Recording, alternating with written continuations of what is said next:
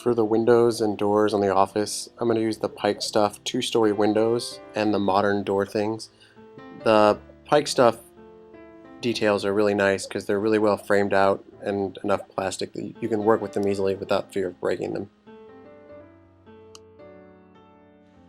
You need to get the exact measurements of the windows and doors and then go ahead and transfer those marks onto the plastic. I actually test fit the windows and doors on the plastic first to make sure I like the look of them, and then I'll mark out the plastic really lightly with a hobby knife and come back in and get the openings all the way cut out.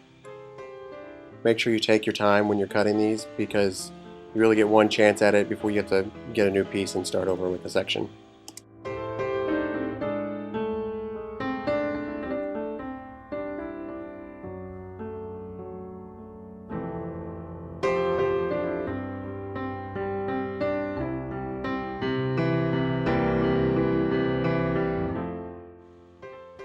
I tend to cut my openings a little smaller than I need. That way I can come back in with a sanding stick or a small file and open up the openings a little bit so that there's still a snug fit on the window and the door so that there's not gaps.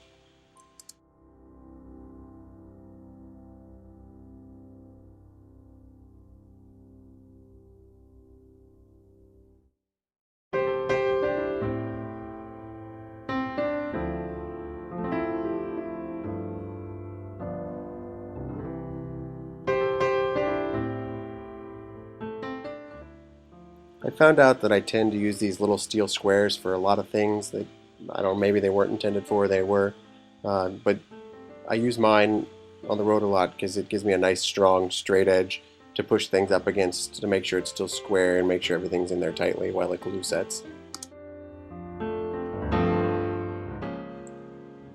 I haven't shown this much before, but one thing I'll do is I'll take some of the scrap styrene that I built up over time and cut it into small squares, maybe ½ inch by ½ inch, and use those as corner braces, just enough like in a small section like this where I can put it in the corner and it'll really make sure that those areas stay at 90 degrees and get a little more surface grip than 0.125 by 0.125 would.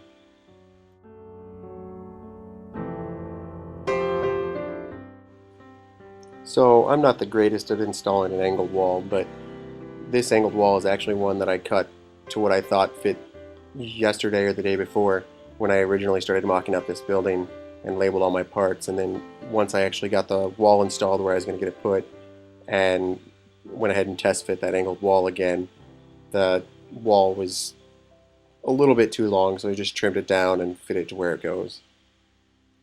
Here I am installing another one of those angled corner braces that I talked about. I took the same ½ inch by ½ inch or maybe a little longer and then cut out a 90-degree inside on it to fit on that inside corner.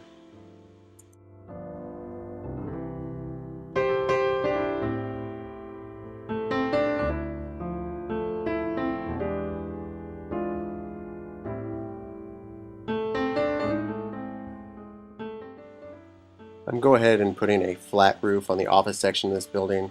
What I'm doing, I'm just going to cut it out of 0.040 styrene, and I'll use the building as the template for the thing. I laid the styrene underneath, marked the corners, test fit it, and then go back and trim off any edges that I need to trim off. And then once I'm happy with the size, I just go ahead and glue it on.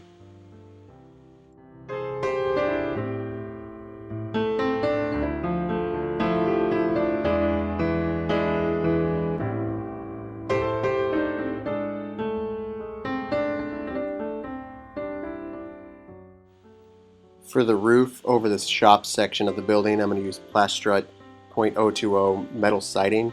It looks really great as a corrugated type metal, well spaced out.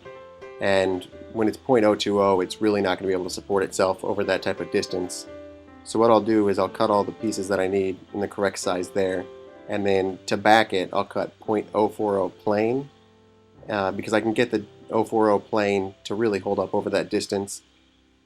And once I have that, I'll get the 0.040 plane on there, and then I'll end up putting the Plastruct right on top of the 040. The longest section of the plain styrene that I have with me is 12 inches, and since the building is 14 inches, I do the same thing I did with the walls here, and I'll just add on a 2-inch section of the plain styrene that I'm using as backing for the roof.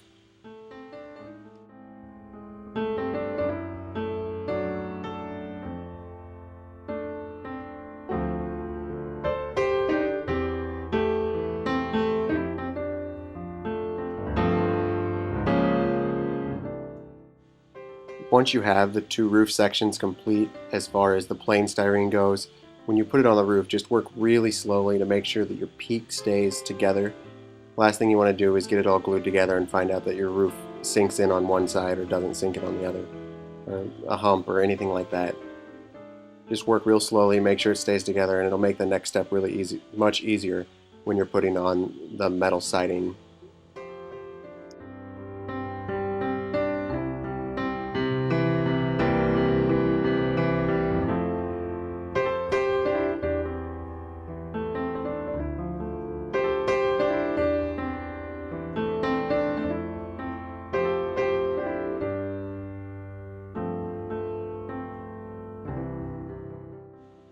Once you have the base of the roof installed, adding the metal to it really becomes quite simple. All you have to do is line up your peak, make sure it stays together, and then what I do is I'll run around the top 3 edges with, I use same stuff, any type of 10XR7, anything like that, a plastic weld to really hold the piece in place, and then you can just continue on until the 4 pieces are complete. And then what I'll do is I'll then flip the building over and run more along the bottom side, and it's going to wick up into the roof underneath the metal because of the grooves that are already in it on both sides to really hold the piece down into place. That pretty much sums up the plastic industry build. I still have silos to build, but I already have the PVC at home, so I'm just going to do that when I get there in 9 to 12 weeks, I can't remember which. So really all I have left on this is now to paint it up and weather it. Thanks for watching, guys. Please comment, subscribe, share, ask any questions you need to. Again, thanks for watching.